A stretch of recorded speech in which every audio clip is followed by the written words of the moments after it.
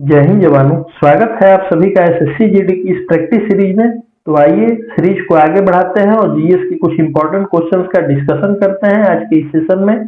पहले क्वेश्चन के साथ 1923 में आंध्र प्रदेश में जन्मे वेदांतम प्रहलाद शर्मा ने निम्न में से किस भारतीय शास्त्रीय नृत्य शैली में दीक्षा ली थी?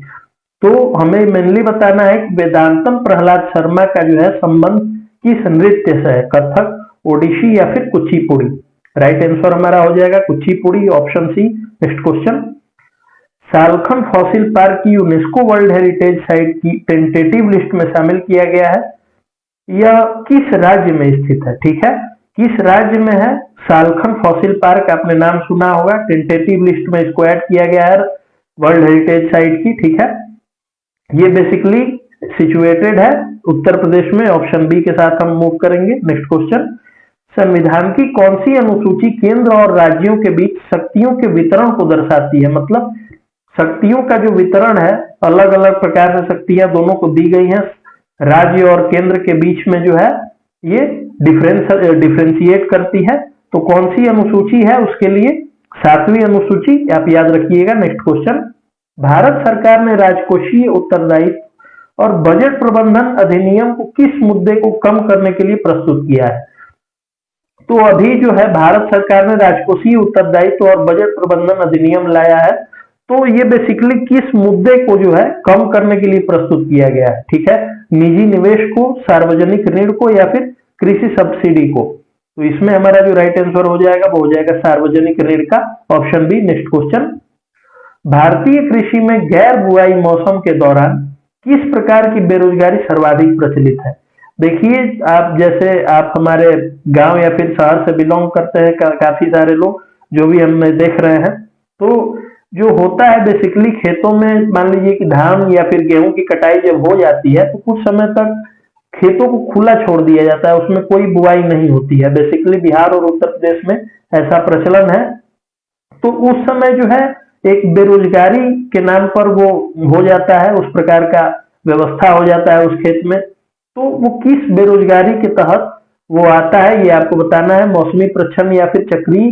तो इसमें जो राइट आंसर हो जाएगा वो हो जाएगा मौसमी बेरोजगारी का, ऑप्शन ए के साथ हम मूव करेंगे नेक्स्ट क्वेश्चन की तरफ। चर्चा में रही डोकरा कला मुख्य रूप से भारत के किस राज्य से संबंधित है? डोकरा कला क्या है, आप ये मुझे कमेंट में बताएंगे। इसके साथ ही आप ये बताइए कि इसका संबंध किस राज्य से है, गुजरात, छत्तीसगढ़ या फिर केरल? तो इसका जो राइट आंसर हो जाएगा वो हो जाएगा छत्तीसगढ़। छत्तीसगढ़ से इसका संबंध है। नेक्स्ट क्वेश्चन, भारत में औपनिवेशिक काल में वर्नाक्यूलर प्रेस एक्ट 1878 किसके द्वारा लागू किया गया था? तो 1878 में एक एक्ट लागू हुआ था, वर्नाक्यूलर प्रेस एक्ट। तो ये किसके द्वारा लागू किया गया था? लॉर्ड हेनरी, लॉर्ड लीटन या फिर लॉर्ड कर्जन? तो इसमें जो राइट आंसर हमारा हो जाएगा वो हो जाएगा लॉर्ड लीटन का, ऑप्शन बी।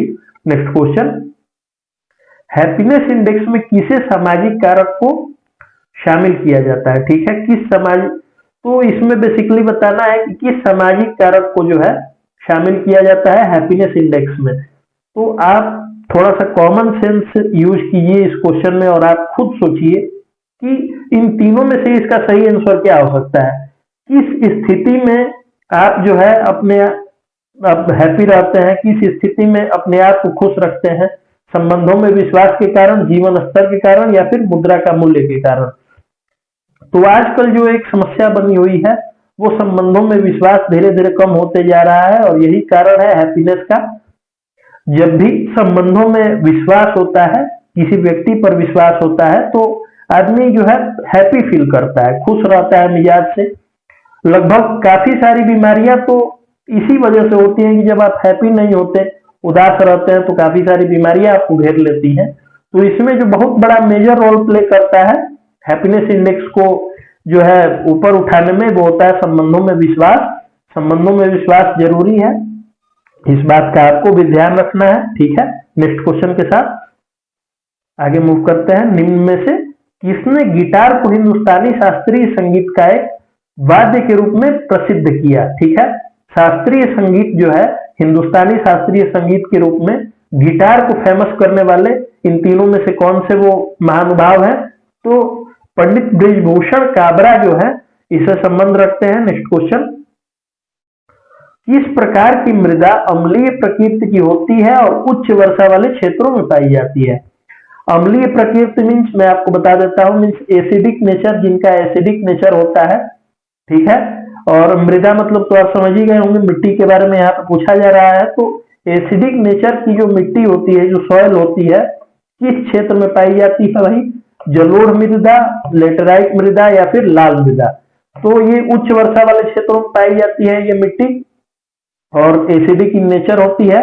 तो राइट आंसर हमारा हो जाएगा लेटराइट मृदा का, option B. Next question, Ishwar Chandra Vidyasagar का जन्म किस वर्ष हुआ था जिन्होंने पुनर्विवाह करवाने की पहल शुरू की थी? देखिए बहुत इंपॉर्टेंट ये क्वेश्चन हो जाता है, क्योंकि ईश्वर चंद्र विद्यासागर एक समाज सुधारक थे और एक प्रथा प्रचलित थी उस समय की, जो सती प्रथा होती थी उसमें ये होता था कि जैसे किसी के यदि पति का देहांत हो जाता था किसी भी XYZ रीजन से, तो उनके साथ ही उनको उसी चिता पे जो है उनकी पत्नी को भी उस पे लिटा दिया जाता था, उस पे, और जिंदे ही जला दिया जाता था। तो ईश्वर चंद्र विद्यासागर जी ने इसके खिलाफ एक पहल शुरू की थी और इसको बंद कराया था, और फिर से जो भी विधवा स्त्रियां थी उनके पुनर्विवाह के लिए उन्होंने एक पहल शुरू की थी ईश्वर चंद्र विद्यासागर जी ने।